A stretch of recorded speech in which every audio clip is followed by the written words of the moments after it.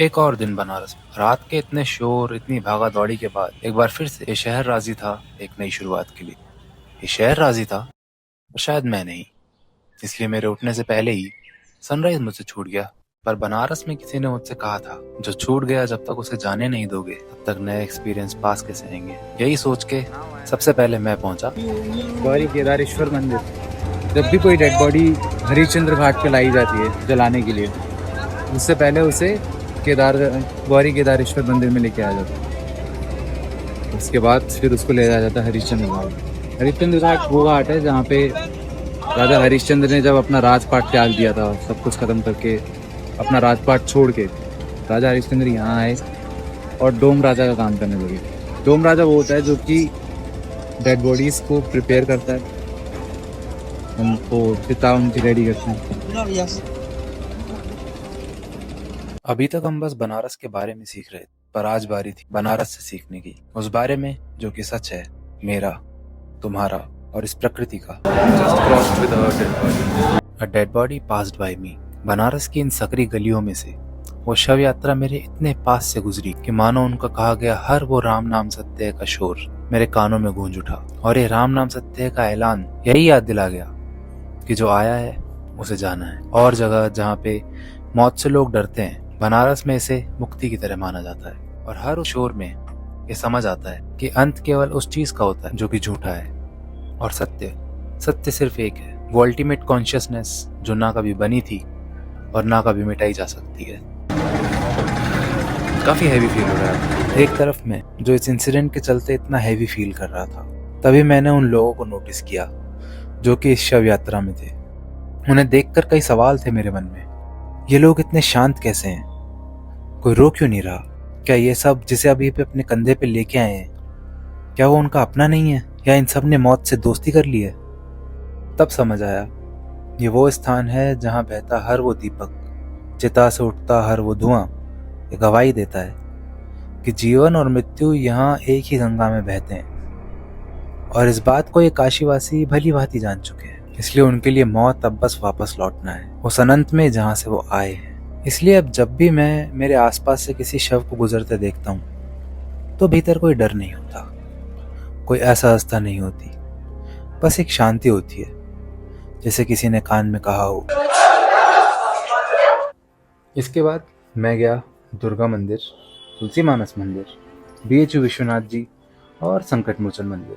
बनारस की इस शांति और सुकून में खो के कभी मेरा कैमरा खुद ओपन नहीं हुआ और कहीं कहीं पे मुझे कैमरा ओपन नहीं करने दिया गया। और हाँ, तुलसी मानस मंदिर की एक और बात, वो ये वही जगह थी जहाँ पे तुलसीदास जी आए थे और उन्होंने रामचरितमानस की रचना की थी। इसकी पूरी दीवारों पे, यहाँ से लेके और जितनी भी वॉल्स हैं, हर जगह पूरी रामचरितमानस उनके थे।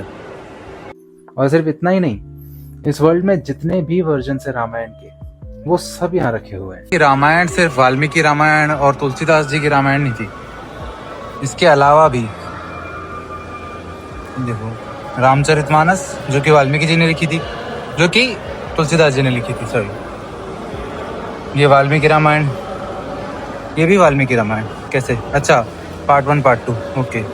यहाँ रामायण कई भाषा में लिखी हुई थी अपने अपने कल्चर के हिसाब से, जैसे आसाम की रामायण, बंगाली रामायण, मलयालम रामायण, थाई रामायण। पर इस सब में हर किसी का अपना अपना कल्चर इंक्लूडेड था, like same story but with their own different take on that story.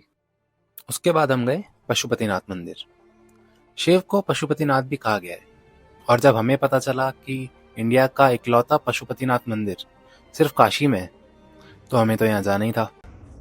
Pashupatinath मंदिर जो कि नेपाल में, पर अब पूरे इंडिया में सबसे पहला पशुपतिनाथ मंदिर काशी में। हाँ, इतना पता है कि इंडिया में सिर्फ एक ही है, वो यहाँ है। अंदर चलते हैं, देखते हैं। ये मंदिर बनवाया था नेपाल के एक राजा राणा बहादुर शाह ने, जो कि यहाँ आए थे नेपाल में हो रहे वही कुछ पॉलिटिकल डिस्प्यूट की वजह से। 19th सेंचुरी की स्टार्टिंग में वो यहाँ आए और यहाँ पे आके जब वो काशी में रहे तो उनको यहाँ के स्पिरिचुअल ऑरा और यहाँ की स्पिरिचुअल एनर्जी से बहुत ज्यादा इन्फ्लुएंस फील हुआ। और तब उन्होंने डिसाइड किया कि नेपाल का एक जो सीक्रेट पशुपतिनाथ मंदिर है उसका एक रेप्लिका यहाँ पे बनाने का। ये उन्होंने अपने डिवोशन को रिप्रेजेंट करने के लिए भी किया था और साथ साथ इसलिए भी किया था ताकि नेपाल के लोग जब इंडिया में विजिट करने आए तो यहाँ पे आके वो अपने उसी ट्रेडिशनल वे से अपना डिवोशन प्रेजेंट कर सकें। इसलिए इस मंदिर को नेपाल के पगोड़ा स्टाइल में बनाया गया है और इसके बिल्ड में भी ज्यादातर नेपाल टेम्पल की तरह ही वुड कार्विंग्स की गई है। पर बनारस के लोग बीइंग बनारसी इस मंदिर को पशुपतिनाथ की तरह नहीं जानते। They call it Nepali temple, और वो इसलिए क्योंकि ये मंदिर नेपाल के स्टाइल में है और इसका नेपाल से कॉन्टेक्ट है, इसलिए कोई भी इस मंदिर को पशुपतिनाथ मंदिर नहीं कहता। Everyone knows it by Nepali temple. Banaras को इतना एक्सप्लोर करते हुए मैं बनारस की गलियों से होता हुआ जा ही रहा था, तब आगे मुझे कुछ जाम दिखा। उस म्यूजिक की तरफ एक्साइटेड होके मैं आगे बढ़ा। तब मेरे सामने था बनारस का एक और उत्सव, दुर्गा पूजन। दुर्गा माँ की झांकी के साथ पूरा शहर उत्सव मना रहा था। कहीं ढोल बज रहा था तो कहीं गुलाल उड़ाया जा रहा था। हर किसी के चेहरे पे एक अलग ही चमक थी। उत्सव था नवरात्रि का, उत्सव था बुराई पे अच्छाई की जीत का। इसलिए हर कोई यहाँ अपनी मस्ती में था और इस उत्सव में एक ही शोर था, जिस शोर के साथ मेरे दिन का अंत हुआ।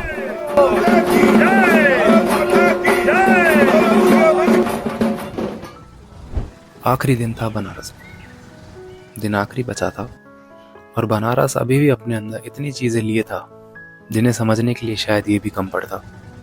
इसलिए शुरुआत की चंद्रकूप से। पहुंचने वाले हैं चंद्रकूप। चंद्रकूप के बारे में कहते हैं कि ये कुआं भविष्य बताता है।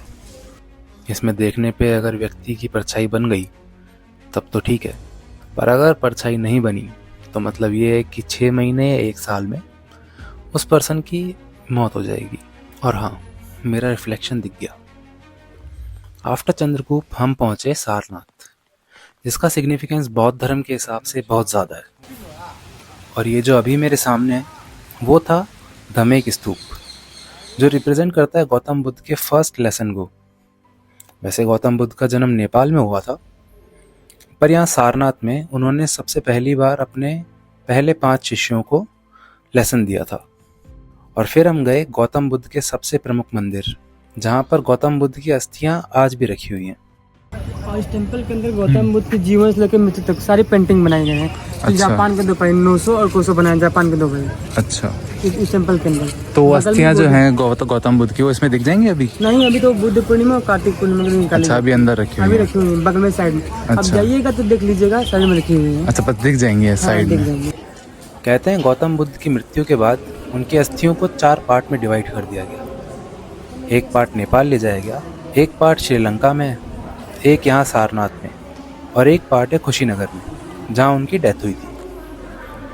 गौतम बुद्ध जब थे, उनका बेसिक लाइफ लेसन होता था डिटैचमेंट। उन्होंने कभी खुद को भगवान नहीं बताया, उन्होंने खुद को तथागत कहा, जिसका मतलब है the one who knows the truth. उन्होंने हमेशा लेसन एक्सेप्टेंस को लेके दिया था, डिटैचमेंट को लेके, टू बी फ्री।